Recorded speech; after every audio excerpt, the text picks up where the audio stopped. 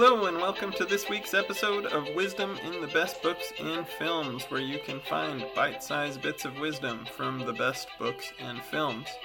I'm Jake Bear, your host, and this week is our next long-form reading of something. This week I'm going to read in its entirety Plato's Apology, or The Death of Socrates. This is a story about the trial and execution of Socrates, and it is a fantastic story that everyone should have read at least once or listened to. So if you haven't listened to it or read it, this is your chance. As usual, if you enjoy the show, please leave a comment, leave a review, and share it with your friends. And a side quick note, there is often included with Apology some sort of introduction giving you some of the background and all kinds of stuff about Plato and Socrates, which I will not read, but feel free to check out the link in the description of this episode if you want to read some of that background information. Here is Apology by Plato. How you, O Athenians, have been affected by my accusers, I cannot tell, but I know that they almost made me forget who I was. So persuasively did they speak. And yet they have hardly uttered a word of truth. But of the many falsehoods told by them, there was one which quite amazed me. I mean when they said that you should be upon your guard and not allow yourselves to be deceived by the force of my eloquence. To say this when they were certain to be detected as soon as I opened my lips, and proved myself to be anything but a great speaker, did appear to me most shameless. Unless by the force of eloquence they mean the force of truth. For if such is their meaning, I admit that I am eloquent. But in how different a way from theirs? Well, as I was saying, they have scarcely spoken the truth at all, but from me you shall hear the whole truth. Not, however, delivered after their manner, in a set oration duly ornamented with words and phrases. No, by heaven! But I shall use the words and arguments which occur to me at the moment. For I am confident in the justice of my cause, or I am certain that I am right in taking this course. At my time of life, I ought not to be appearing before you, O men of Athens, in the character of the juvenile orator. Let no one expect it of me, and I must beg of you to grant me a favor. If I defend myself in my accustomed manner, and you hear me using the words which I have been in the habit of using in the agora, at the tables of the money changers, or anywhere else, I would ask you not to be surprised, and not to interrupt me on this account. For I am more than 70 years of age, and appearing now for the first time in a court of law. I am quite a stranger to the language of the place. And therefore I would have you regard me as if I really were a stranger, whom you would excuse if he spoke in his native tongue, and after the fashion of his country. Am I making an unfair request of you? Never mind the manner, which may or may not be good, but think only of the truth of my words. Give heed to that, let the speaker speak truly, and the judge decide justly. And first, I have to reply to the older charges and to my first accusers, and then I will go on to the later ones. For of old I have had many accusers who have falsely accused me to you during many years, and I am more afraid of them than of Anytus and his associates, who are dangerous too in their own way. But far more dangerous are the others, who began when you were children, took possession of your minds with their falsehoods, telling of one Socrates, a wise man, who speculated about the heaven above, and searched into the earth beneath, and made the worse appear the better cause. Disseminators of this tale are the accusers whom I dread, for their hearers are apt to fancy that such inquirers do not believe in the existence of the gods. And they are many, and their charges against me are of ancient date. They were made by them in the days when you were more impressible than you are now, in childhood, or it may have been in youth, and the cause, when heard went by default, for there was none to answer. And hardest of all, I do not know and cannot tell the names of my accusers unless in the chance case of a comic poet. All who from envy and malice have persuaded you, some of them having first convinced themselves, all this class of men are most difficult to deal with. For I cannot have them up here and cross-examine them, and therefore I must simply fight with shadows in my own defense, and argue when there is no one who answers. I will ask you then to assume with me, as I was saying, that my opponents are of two kinds, one recent, the other ancient.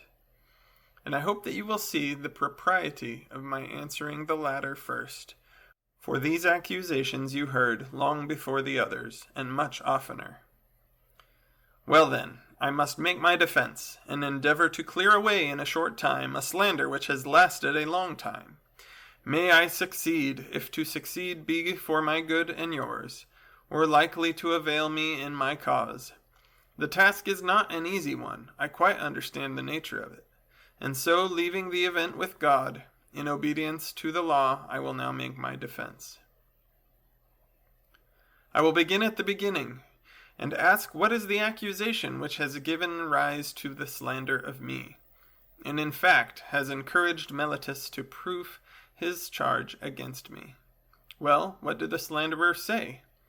They shall be my prosecutors, and I will sum up their words in an affidavit.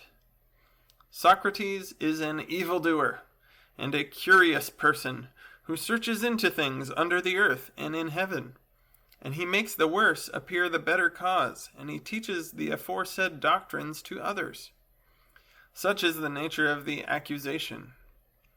It is just what you yourselves have seen in the comedy of Aristophanes,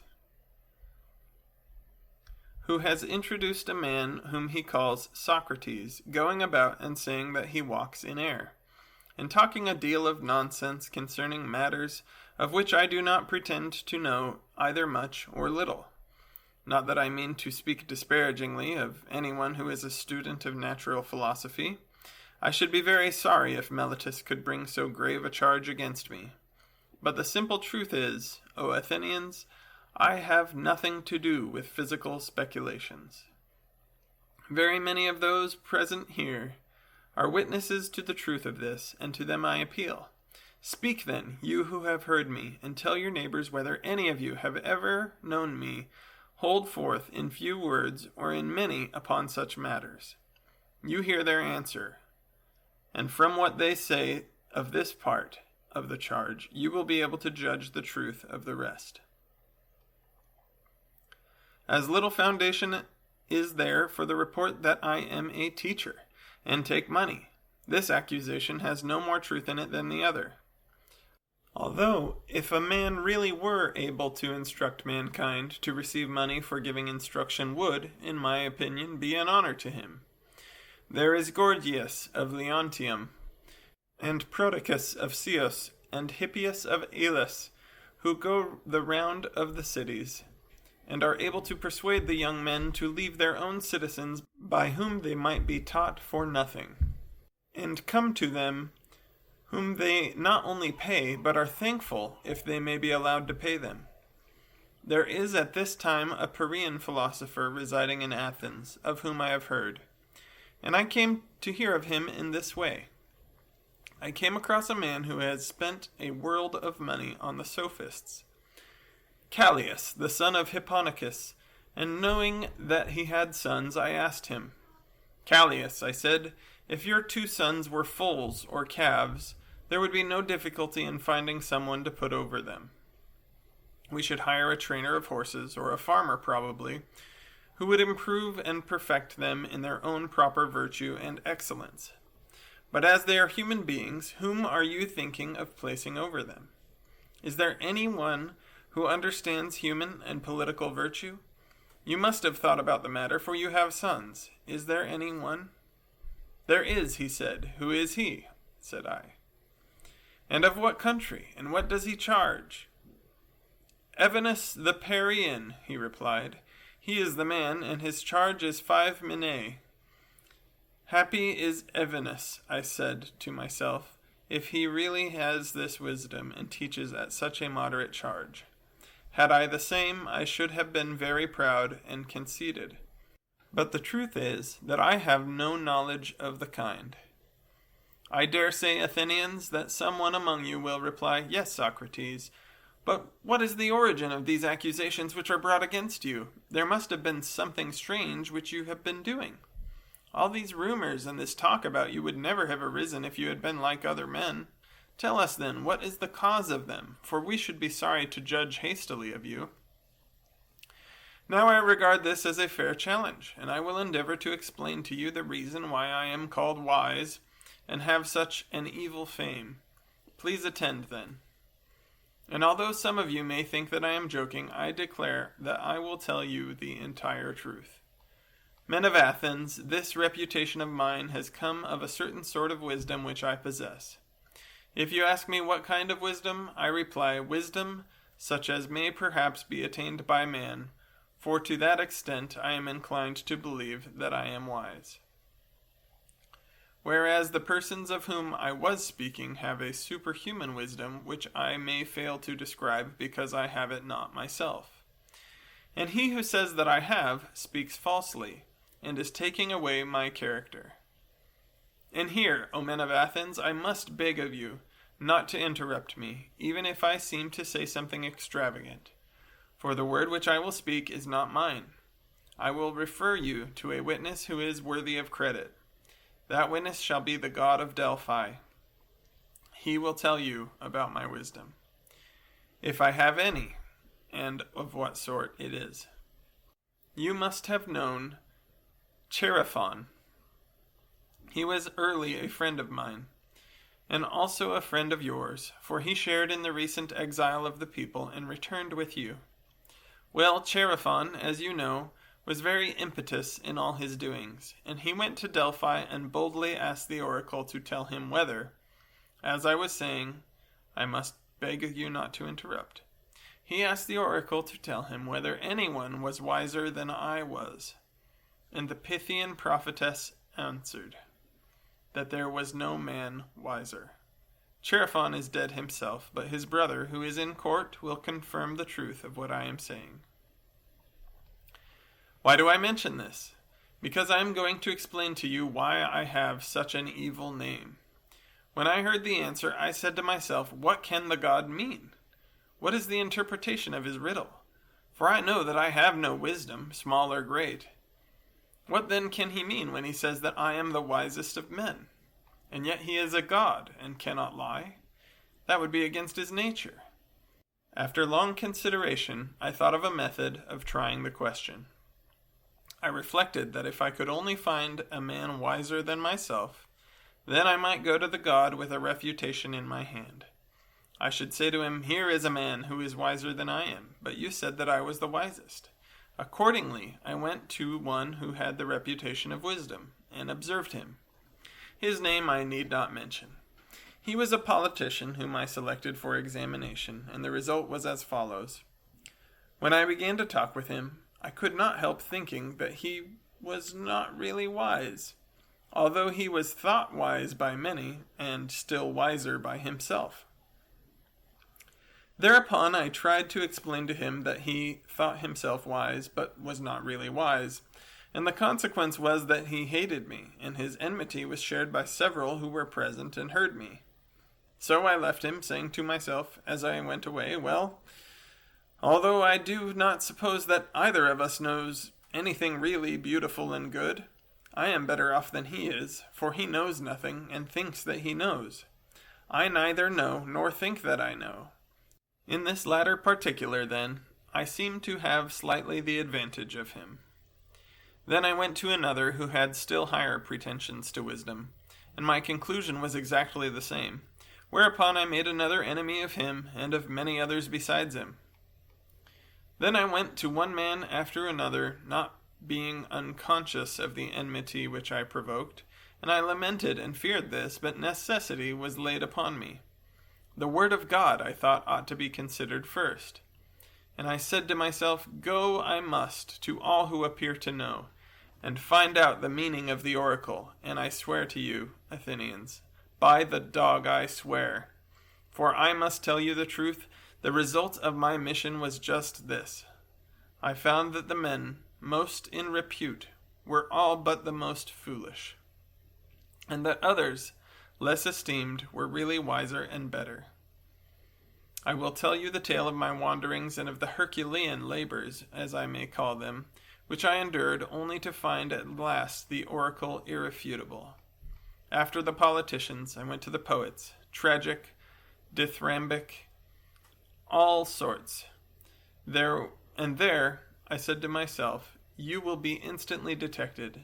Now you will find out that you are more ignorant than they are. Accordingly, I took them some of the most elaborate passages of their own writings, and asked what was the meaning of them, thinking that they would teach me something. Will you believe me? I am almost ashamed to confess the truth, but I must say that there is hardly a person present who would not have talked better about their poetry than they did themselves. Then I knew that not by wisdom do poets write poetry, but by a sort of genius and inspiration. They are like diviners or soothsayers who also say many fine things but do not understand the meaning of them. The poets appear to me to be much in the same case, and I further observed that upon the strength of their poetry they believed themselves to be the wisest of men in other things in which they were not wise. So I departed, conceiving myself to be superior to them for the same reason that I was superior to the politicians. At last I went to the artisans. I was conscious that I knew nothing at all, as I may say, and I was sure that they knew many fine things, and here I was not mistaken, for they did know many things of which I was ignorant. And in this they certainly were wiser than I was, but I observed that even the good artisans fell into the same error as the poets.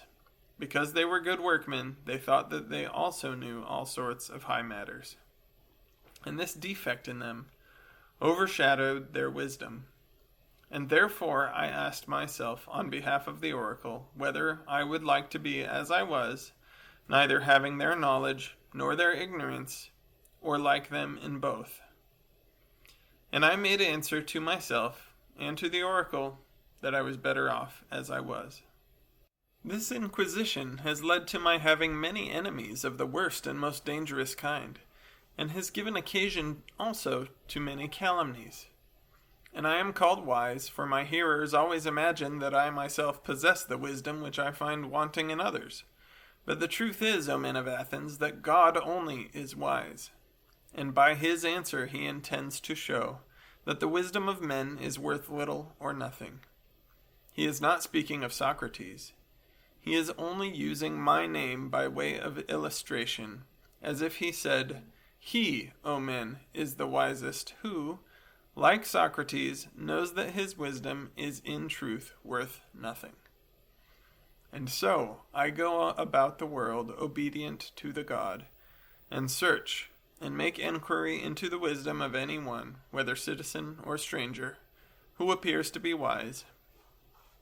And if he is not wise, then in vindication of the oracle I show him that he is not wise. And my occupation quite absorbs me, and I have no time to give either to any public matter of interest or to any concern of my own, but I am in utter poverty by reason of my devotion to the God. There is another thing. Young men of the richer classes, who have not much to do, come about me of their own accord. They like to hear the pretenders examined, and they often imitate me and proceed to examine others. There are plenty of persons, as they quickly discover, who think that they know something, but really know little or nothing. And then those who are examined by them, instead of being angry with themselves, are angry with me. This confounded Socrates, they say, this villainous misleader of youth. And then if somebody asks them, why, what evil does he practice or teach? They do not know and cannot tell. But in order that they may not appear to be at a loss, they repeat the ready-made charges which are used against all philosophers about teaching things up in the clouds and under the earth, and having no gods, and making the worse appear the better cause, for they do not like to confess that their pretense of knowledge has been detected, which is the truth. And as they are numerous and ambitious and energetic, and are drawn up in battle array and have persuasive tongues, they have filled your ears with their loud and inveterate calumnies. And this is the reason why my 3 accusers, Meletus and Anytus and Lycon, have set upon me, Meletus, who has a quarrel with me on behalf of the poets, Anytus on behalf of the craftsmen and politicians, Lycon on behalf of the rhetoricians. And as I said at the beginning, I cannot expect to get rid of such a mass of calumny, all in a moment. And this, O men of Athens, is the truth and the whole truth. I have concealed nothing. I have dissembled nothing. And yet, I know that my plainness of speech makes them hate me. And what is their hatred but a proof that I am speaking the truth? Hence has arisen the prejudice against me, and this is the reason of it, as you will find out either in this or in any future inquiry. I have said enough in my defense against the first class of my accusers. I turn to the second class. They are headed by Meletus, that good man and true lover of his country, as he calls himself. Against these 2, I must try to make a defense. Let their affidavit be read. It contains something of this kind. It says that Socrates is a doer of evil, who corrupts the youth, and who does not believe in the gods of the state, but has other new divinities of his own. Such is the charge. Now let us examine the particular counts. He says that I am a doer of evil and corrupt the youth. But I say, O men of Athens, that Meletus is a doer of evil, in that he pretends to be in earnest when he is only in jest, and is so eager to bring men to trial from a pretended zeal and interest about matters in which he really never had the smallest interest. And the truth of this I will endeavor to prove to you. Come hither, Meletus, and let me ask a question of you. You think a great deal about the improvement of youth? Yes, I do. Tell the judges, then, who is their improver, for you must know, as you have taken the pains to discover their corrupter, and are citing and accusing me before them. Speak, then, and tell the judges who their improver is. Observe, Meletus, that you are silent, and have nothing to say. But is not this rather disgraceful, and a very considerable proof of what I was saying, that you have no interest in the matter? Speak up, friend, and tell us who their improver is. The laws.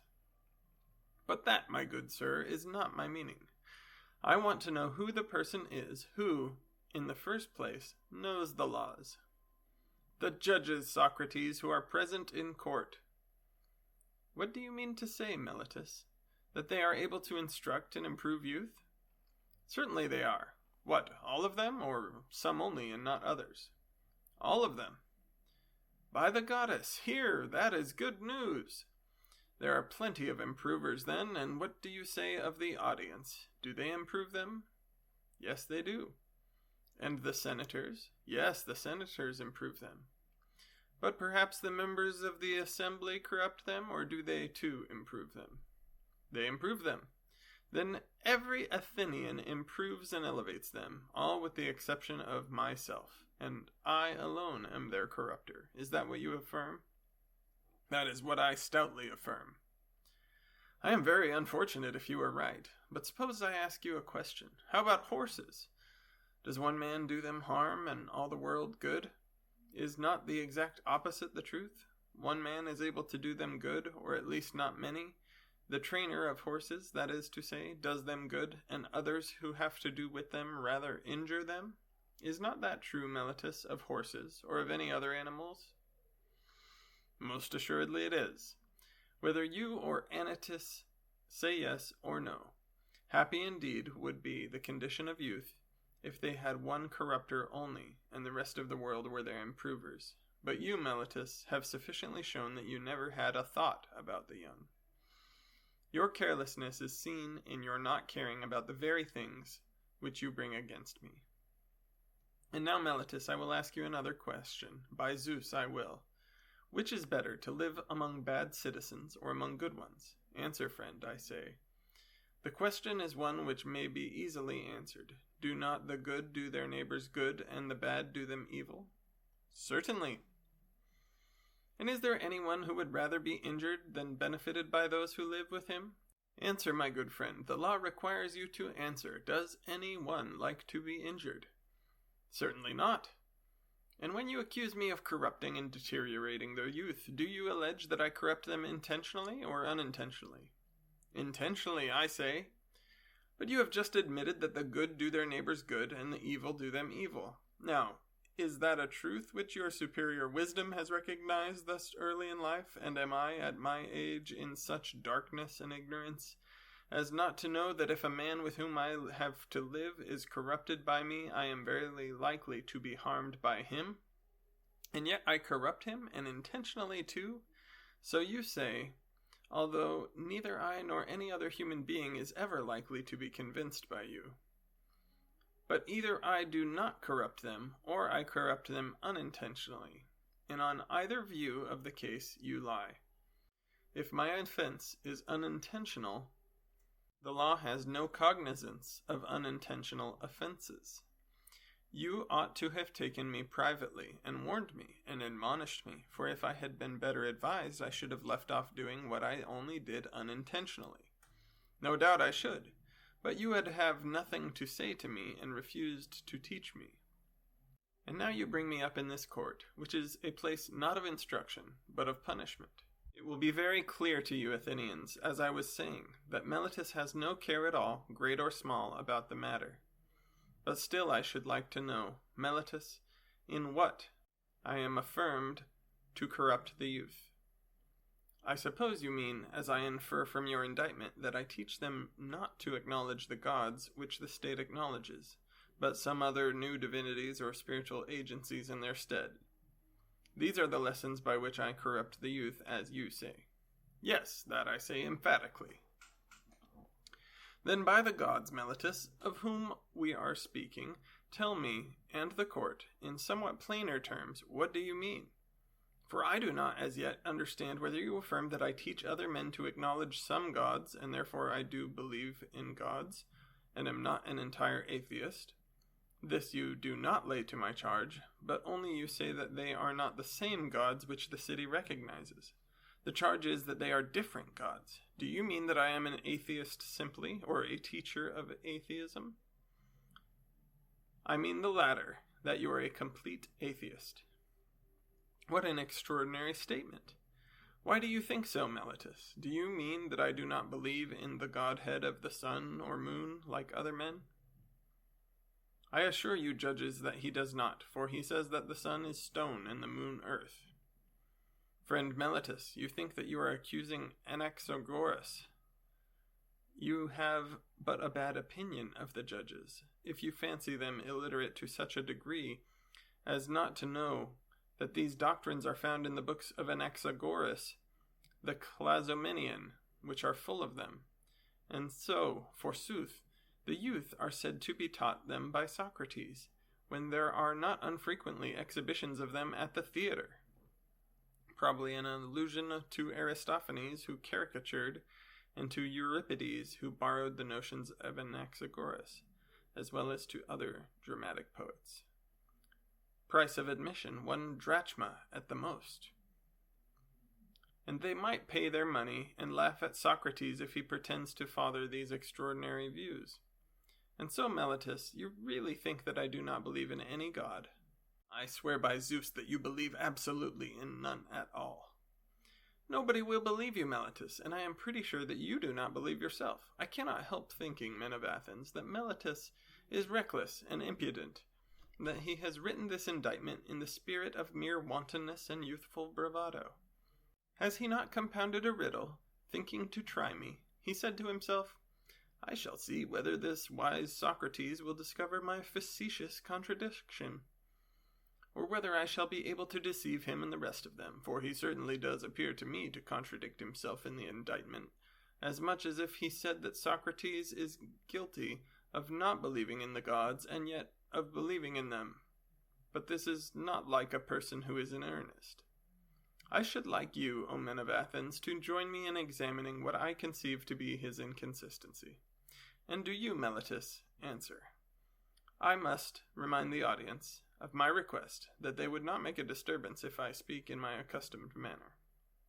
Did ever man, Meletus, believe in the existence of human things and not of human things? I wish, men of Athens, that he would answer, and not always be trying to get up an interruption. Did ever any man believe in horsemanship and not in horses, or in flute playing and not in flute players? No, my friend, I will answer to you and to the court, as you refuse to answer for yourself. There is no man who ever did. But now please to answer the next question. Can a man believe in spiritual and divine agencies, and not in spirits or demigods? He cannot. How lucky I am to have extracted that answer by the assistance of the court! But then you swear in the indictment that I teach and believe in divine or spiritual agencies, new or old, no matter for that. At any rate, I believe in spiritual agencies, so you say and swear in the affidavit. And yet, if I believe in divine things, how can I help believing in spirits or demigods? Must I not? To be sure I must. Therefore, I may assume that your silence gives consent.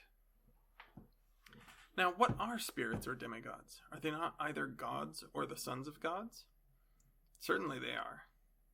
But this is what I call the facetious riddle invented by you, the demigods or the spirits of gods, and you say first that I do not believe in gods, and then again that I do believe in gods. That is, if I believe in demigods, for if the demigods are the illegitimate sons of gods, whether by nymphs or by any other mothers, of whom they are said to be the sons, what human being will ever believe that there are no gods if they are the sons of gods? You might as well affirm the existence of mules and deny that of horses and asses. Such nonsense, Meletus, could only have been intended by you to make trial of me. You have put this into the indictment because you had nothing real of which to accuse me. But no one who has a particle of understanding will ever be convinced by you that the same men can believe in divine and superhuman things, and yet not believe that there are gods and demigods and heroes. I have said enough in answer to the charge of Meletus. Any elaborate defense is unnecessary.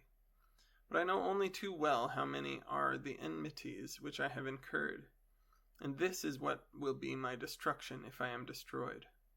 Not Meletus, nor yet Anytus, but the envy and detraction of the world, which has been the death of many good men, and will probably be the death of many more. There is no danger of my being the last of them. Some will say, Are you not ashamed, Socrates, of a course of life which is likely to bring you to an untimely end? To him I may answer fairly, that you are mistaken. A man who is good for anything ought not to calculate the chance of living or dying. He ought only to consider whether in doing anything he is doing right or wrong, acting the part of a good man or of a bad. Whereas, upon your view, the heroes who fell at Troy were not good for much, and the son of Thetis above all, who altogether despised danger in comparison with disgrace. And when he was so eager to slay Hector, his goddess mother said to him that if he avenged his companion Patroclus and slew Hector, he would die himself. Fate, she said, in these or the like words, waits for you next after Hector. He, receiving this warning, utterly despised danger and death, and instead of fearing them, feared rather to live in dishonor, and not to avenge his friend. Let me die forthwith, he replies, and be avenged of my enemy, rather than abide here by the beaked ships, a laughing-stock and a burden of the earth. Had Achilles any thought of death or danger? For wherever a man's place is, whether the place which he has chosen, or that in which he has been placed by a commander, there he ought to remain in the hour of danger. He should not think of death, or of anything but disgrace. And this, O men of Athens, is a true saying. Strange indeed would be my conduct, O men of Athens, if I who, when I was ordered by the generals whom you chose to command me at Potidæa, and Amphipolis, and Delium, remained where they placed me, like any other man, facing death. If now, when, as I conceive and imagine, God orders me to fulfill the philosopher's mission of searching into myself and other men, I were to desert my post through fear of death, or any other fear, that would indeed be strange, and I might justly be arraigned in court for denying the existence of gods. If I disobeyed the oracle because I was afraid of death, fancying that I was wise when I was not wise. For the fear of death is indeed the pretense of wisdom, and not real wisdom, being a pretense of knowing the unknown. No one knows whether death, which men in their fear apprehend to be the greatest evil, may not be the greatest good. Is not this ignorance of a disgraceful sort, the ignorance which is the conceit that a man knows what he does not know? In this respect only I believe myself to differ from men in general, and may perhaps claim to be wiser than they are, that whereas I know but little of the world below, I do not suppose that I know. But I do know that injustice and disobedience to a better, whether God or man, is evil and dishonorable. And I will never fear or avoid a possible good, rather than a certain evil. Therefore, if you let me go now, and are not convinced by Anytus, who said that since I had been prosecuted I must be put to death, or if not, that I ought never to have been prosecuted at all, and that if I escape now, your sons will all be utterly ruined by listening to my words. If you say to me, Socrates, this time we will not mind Anytus, and you shall be let off, but upon one condition, that you are not to inquire and speculate in this way any more, and that if you are caught doing so again, you shall die. If this was the condition on which you let me go, I should reply, Men of Athens, I honor and love you, but I shall obey God rather than you. And while I have life and strength, I shall never cease from the practice and teaching of philosophy, exhorting anyone whom I meet and saying to him after my manner, You, my friend, a citizen of the great and mighty and wise city of Athens, are you not ashamed of heaping up the greatest amount of money and honor and reputation, and caring so little about wisdom and truth in the greatest improvement of the soul, which you never regard or heed at all? And if the person with whom I am arguing says, Yes, but I do care, then I do not leave him or let him go at once, but I proceed to interrogate and examine and cross-examine him. And if I think that he has no virtue in him, but only says that he has, I reproach him with undervaluing the greater and overvaluing the less. And I shall repeat the same words to every one whom I meet, young and old, citizen and alien, but especially to the citizens, inasmuch as they are my brethren. For know that this is the command of God. And I believe that no greater good has ever happened in the state than my service to the God. For I do nothing but go about persuading you all, old and young alike, not to take thought for your persons or your properties, but first and chiefly to care about the greatest improvement of the soul. I tell you that virtue is not given by money, but that from virtue comes money and every other good of man, public as well as private. This is my teaching, and if this is the doctrine which corrupts the youth, I am a mischievous person. But if anyone says that this is not my teaching, he is speaking an untruth. Wherefore, O men of Athens, I say to you, do as Anytus bids, or not as Anytus bids. And either acquit me or not, but whichever you do, understand that I shall never alter my ways, not even if I have to die many times. Men of Athens, do not interrupt, but hear me. There was an understanding between us that you should hear me to the end. I have something more to say, at which you may be inclined to cry out, but I believe that to hear me will be good for you. And therefore I beg that you will not cry out. I would have you know that if you kill such an one as I am, you will injure yourselves more than you will injure me. Nothing will injure me, not Meletus, nor yet Anytus. They cannot. For a bad man is not permitted to injure a better than himself. I do not deny that Anytus may perhaps kill him, or drive him into exile, or deprive him of civil rights, and he may imagine, and others may imagine, that he is inflicting a great injury upon him. But there I do not agree, for the evil of doing as he is doing, the evil of unjustly taking away the life of another, is greater far. And now, Athenians, I am not going to argue for my own sake, as you may think, but for yours, that you may not sin against God by condemning me, who am his gift to you. For if you kill me, you will not easily find a successor to me, who, if I may use such a ludicrous figure of speech, am a sort of gadfly, given to the state by God, and the state is a great and noble steed, who is tardy in his motions, owing to his very size, and requires to be stirred into life. I am that gadfly which God has attached to the state, and all day long, and in all places, am always fastening upon you, arousing and persuading and reproaching you. You will not easily find another like me. Therefore I would advise you to spare me. I dare say that you may feel out of temper, like a person who is suddenly awakened from sleep. That you may easily strike me dead, as Anytus advises, and then you would sleep on for the remainder of your lives, unless God in his care of you sent you another gadfly. When I say that I am given to you by God, the proof of my mission is this. If I had been like other men, I should not have neglected all my own concerns, or patiently seen the neglect of them during all these years, and have been doing yours, coming to you individually like a father or elder brother, exhorting you to regard virtue. Such conduct, I say, would be unlike human nature.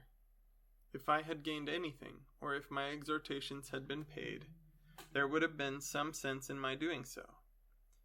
But now, as you will perceive, not even the impudence of my accusers dares to say that I have ever exacted or sought pay of any one. Of that they have no witness, and I have a sufficient witness to the truth of what I say, my poverty.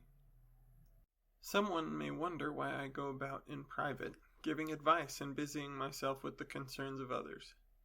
But do not venture to come forward in public and advise the state. I will tell you why. You have heard me speak at sundry times and in divers places of an oracle or sign which comes to me, and is the divinity which Meletus ridicules in the indictment. This sign, which is a kind of voice, first began to come to me when I was a child. It always forbids but never commands me to do anything which I am going to do. This is what deters me from being a politician. And rightly, as I think, for I am certain, O men of Athens, that if I had engaged in politics, I should have perished long ago, and done no good either to you or to myself. And do not be offended at my telling you the truth, for the truth is, that no man who goes to war with you, or any other multitude, honestly striving against the many lawless and unrighteous deeds which are done in a state, will save his life. He who will fight for the right, if he would live even for a brief space, must have a private station and not a public one. I can give you convincing evidence of what I say. Not words only, but what you value far more, actions. Let me relate to you a passage of my own life which will prove to you that I should never have yielded to injustice from any fear of death, and that, as I should have refused to yield, I must have died at once. I will tell you a tale of the courts, not very interesting perhaps, but nevertheless true. The only office of state which I ever held, O men of Athens, was that of the senator. The tribe Antiochus, which is my tribe, had the presidency at the trial of the generals who had not taken up the bodies of the slain after the battle of Arginese. And you proposed to try them in a body, contrary to law, as you all thought afterwards, but at the time I was the only one of the Prytanes who was opposed to the illegality, and I gave my vote against you. And when the orators threatened to impeach and arrest me, and you called and shouted, I made up my mind that I would run the risk, having law and justice with me, rather than take part in your injustice because I feared imprisonment and death. This happened in the days of the democracy, but when the oligarchy of the 30 was in power, they sent for me and 4 others in the rotunda, and bade us bring Leon the Salaminian from Salamis, as they wanted to put him to death. This was a specimen of the sort of commands which they were always giving with the view of implicating as many as possible in their crimes. And then I showed, not in word only, but in deed, that, if I may be allowed to use such an expression, I cared not a straw for death, that my great and only care was lest I should do an unrighteous or an unholy thing. For the strong arm of that oppressive power did not frighten me into doing wrong. And when we came out of the rotunda, the 4 went to Salamis and fetched Leon. But I went quietly home, for which I might have lost my life, had not the power of the 30 shortly afterwards come to an end. And many will witness to my words. Now, do you really imagine that I could have survived all these years if I had led a public life, supposing that like a good man I had always maintained the right and had made justice as I ought the first thing? No, indeed, men of Athens, neither I nor any other man. But I have always been the same in all my actions, public as well as private, and never have I yielded any base compliance to those who are slanderously termed my disciples, or to any other. Not that I have any regular disciples, but if anyone likes to come and hear me while I am pursuing my mission, whether he be young or old, he is not excluded. Nor do I converse only with those who pay, but anyone, whether he be rich or poor, may ask and answer me and listen to my words. And whether he turns out to be a bad man or a good one, neither result can be justly imputed to me, for I never taught or professed to teach him anything. And if anyone says that he has ever learned or heard anything from me in private, which all the world has not heard, let me tell you that he is lying. But I shall be asked, why do people delight continually in conversing with you? I have already told you, Athenians, the whole truth about this matter. They like to hear the cross-examination of the pretenders to wisdom. There is amusement in it. Now this duty of cross-examining other men has been imposed upon me by God, and has been signified to me by oracles, visions, and in every way in which the will of divine power is ever intimated to anyone. This is true, O Athenians, or if not true, would soon be refuted. If I am, or have been corrupting the youth, those of them who are now grown up and have become sensible that I gave them bad advice in the days of their youth should come forward as accusers and take their revenge. Or if they do not like to come themselves, some of their relatives, fathers, brothers, or other kinsmen should say what evil their families have suffered at my hands. Now is their time. Many of them I see in the court. There is Crito, who is of the same age and of the same deme with myself. And there is Critobulus, his son, whom I also see. Then again there is Lysanias of Sphetus, who is the father of Aeschines. He is present, and there is also Antiphon of Cephissus, who is the father of Epigenes. And there are the brothers of several who have associated with me. There is Nicostratus, the son of Theostotides, and the brother of Theodotus. Now Theodotus himself is dead, and therefore he, at any rate, will not seek to stop him.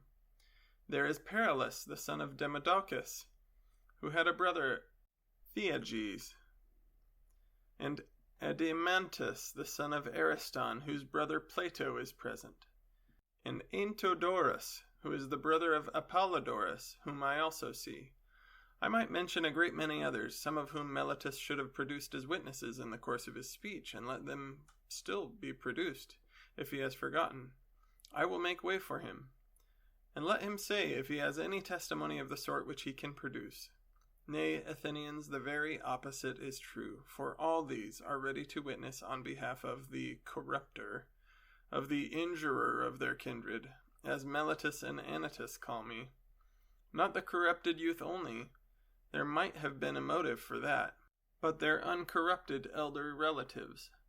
Why should they too support me with their testimony? Why, indeed, except for the sake of truth and justice, and because they know that I am speaking the truth, and that Meletus is a liar. Well, Athenians, this, and the like of this, is all the defense which I have to offer. Yet a word more. Perhaps there may be someone who is offended at me, when he calls to mind how he himself on a similar or even less serious occasion prayed and entreated the judges with many tears, and how he produced his children in court, which was a moving spectacle, together with a host of relations and friends, whereas I, who am probably in danger of my life, will do none of these things. The contrast may occur to his mind, and he may be set against me, and vote in anger because he is displeased at me on this account. Now, if there be such a person among you, mind, I do not say that there is. To him I may fairly reply, my friend, I am a man, and like other men, a creature of flesh and blood, and not of wood or stone, as Homer says. And I have a family, yes, and sons, O Athenians, 3 in number, one almost a man, and 2 others who are still young. And yet I will not bring any of them hither in order to petition you for an acquittal. And why not? Not from any self-assertion or want of respect for you.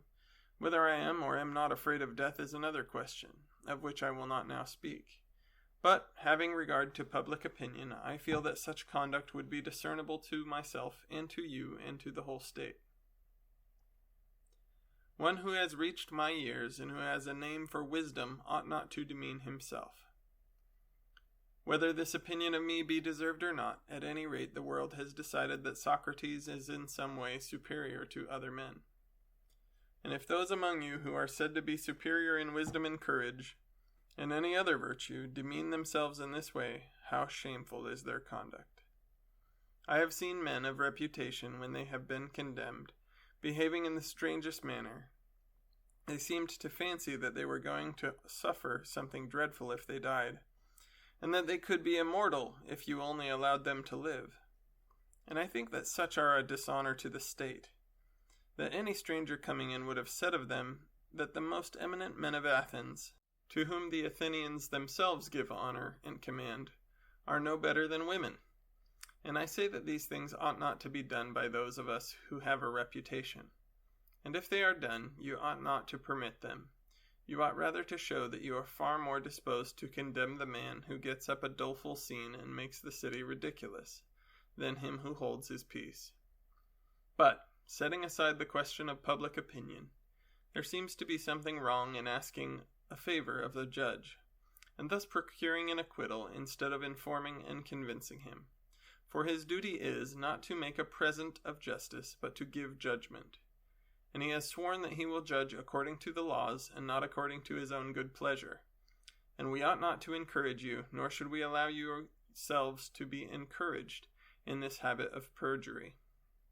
There can be no piety in that.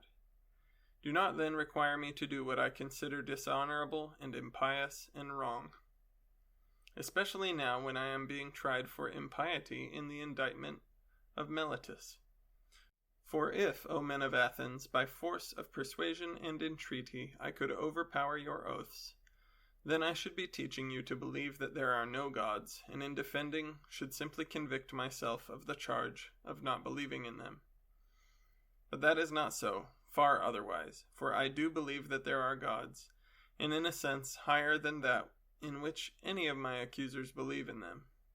And to you and to God I commit my cause, to be determined by you as is best for you and me.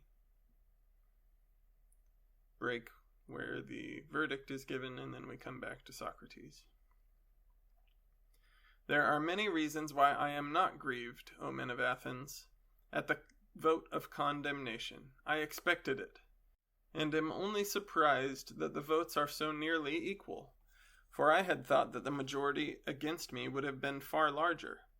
But now, had 30 votes gone over to the other side, I should have been acquitted. And I may say, I think, that I have escaped Meletus. I may say more.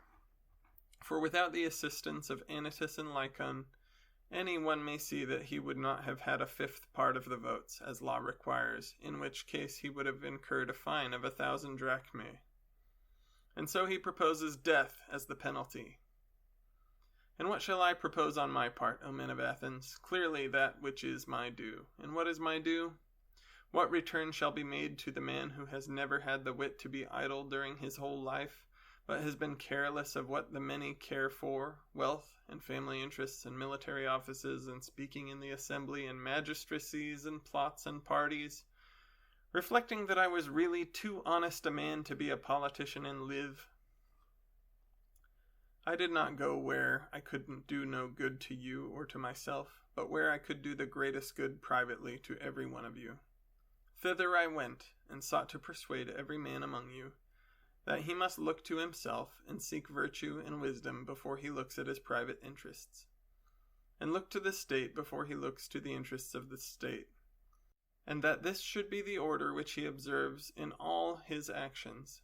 What shall be done to such an one? Doubtless some good thing, O men of Athens, if he has his reward, and the good should be of a kind suitable to him. What would be a reward to a poor man who is your benefactor, and who desires leisure that he may instruct you? There can be no reward so fitting as maintenance in the Prytaneum. O men of Athens, a reward which he deserves far more than the citizen who has won the prize of Olympia in the horse or chariot race, whether the chariots were drawn by 2 horses or by many. For I am in want, and he has enough, and he only gives you the appearance of happiness, and I give you the reality. If I am to estimate the penalty fairly, I should say that maintenance in the Prytaneum is the just return. Perhaps you think that I am braving you in what I am saying now, as what I said before about the tears and the prayers, but this is not so. I speak rather because I am convinced that I never intentionally wronged anyone, and although I cannot convince you, the time has been too short. If there were a law at Athens, as there is in other cities, that a capital cause should not be decided in one day, then I believe I should have convinced you. But I cannot in a moment refute great slanders, and as I am convinced that I never wronged another, I will assuredly not wrong myself. I will not say of myself that I deserved any evil, or propose any penalty. Why should I? Because I am afraid of the death penalty which Meletus proposes? When I do not know whether death is a good or an evil, why should I propose a penalty which would certainly be an evil? Shall I say imprisonment?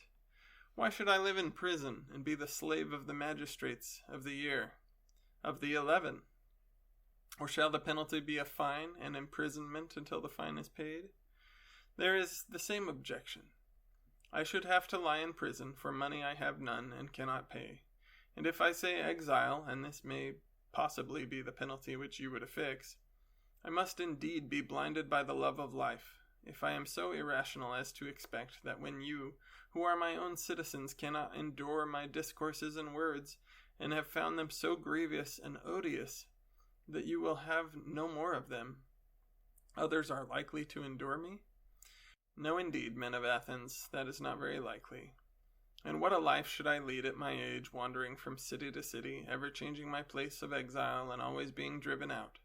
For I am quite sure that wherever I go, there and here, the young men will flock to me. And if I drive them away, their elders will drive me out at their request, and if I let them come, their fathers and friends will drive me out for their sakes. Someone will say, "Yes, Socrates, but cannot you hold your tongue? And then you may go to a foreign city, and no one will interfere with you." Now I have a great difficulty in making you understand my answer to this. For if I tell you that to do as you say would be a disobedience to the God, and therefore that I cannot hold my tongue, you will not believe that I am serious. And if I say again that daily to discourse about virtue and of those other things about which you hear me examining myself and others is the greatest good of man, and that the unexamined life is not worth living, you are still less likely to believe me. Yet I say what is true, although a thing of which it is hard for me to persuade you. Also, I have never been accustomed to think that I deserve to suffer any harm. Had I money, I might have estimated the offense at what I was able to pay, and not have been much the worse. But I have none, therefore I must ask you to proportion the fine to my means. Well, perhaps I could afford a mina, and therefore I propose that penalty. Plato, Crito, Critobulus, Apollodorus, my friends here, bid me say 30 minae, and they will be the sureties. Let 30 minae be the penalty, for which sum they will be ample security to you.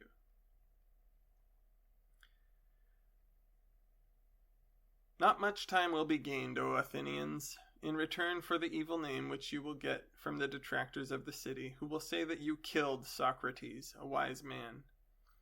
For they will call me wise, even though I am not wise, when they want to reproach you.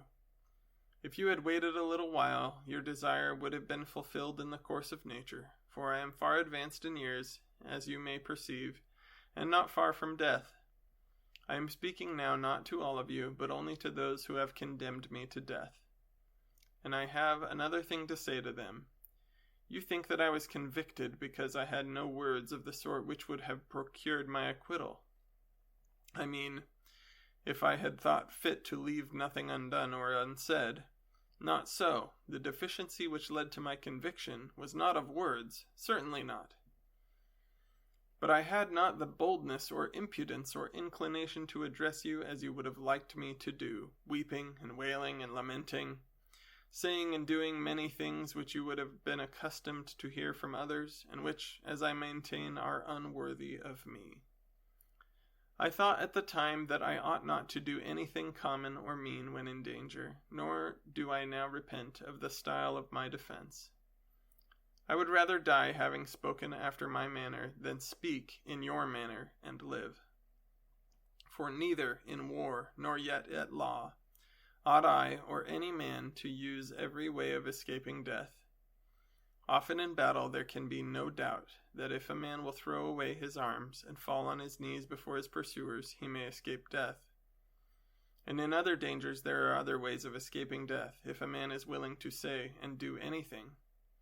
The difficulty, my friends, is not to avoid death, but to avoid unrighteousness. For that runs faster than death. I am old and move slowly, and the slower runner has overtaken me. My accusers are keen and quick, and the faster runner, who is unrighteousness, has overtaken them. Now I depart hence, condemned by you to suffer the penalty of death. They, too, go their ways, condemned by the truth, to suffer the penalty of villainy and wrong, and I must abide by my award. Let them abide by theirs. I suppose that these things may be regarded as fated, and I think that they are well. And now, O men who have condemned me, I would fain prophesy to you, for I am about to die. And in the hour of death men are gifted with prophetic power. And I prophesy to you who are my murderers, that immediately after my departure, punishment far heavier than you have inflicted on me will surely await you. Me you have killed because you wanted to escape the accuser, and not to give an account of your lives. But that will not be as you suppose. Far otherwise, for I say that there will be more accusers of you than there are now.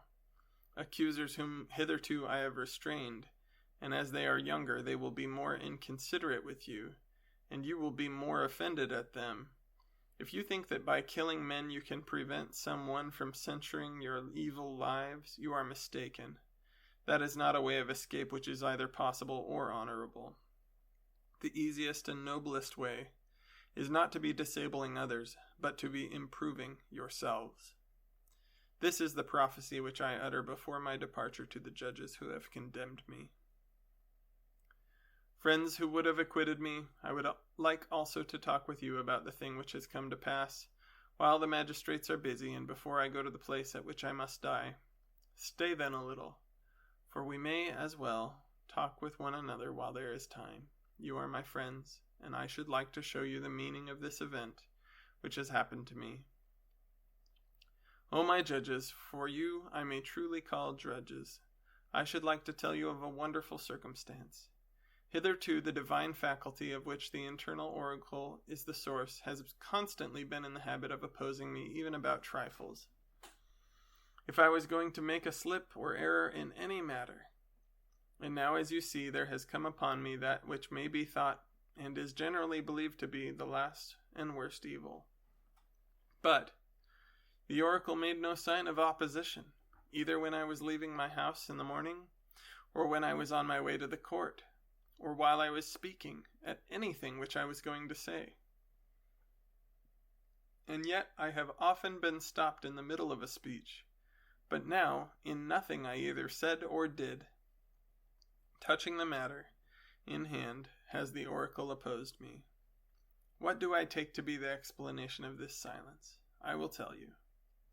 It is an intimation that what has happened to me is a good, and that those of us who think that death is an evil are in error, for the customary sign would surely have opposed me had I been going to evil and not to good. Let us reflect in another way, and we shall see that there is great reason to hope that death is a good. For one of two things, either death is a state of nothingness and utter unconsciousness, or, as men say, there is a change and a migration of the soul from this world to another.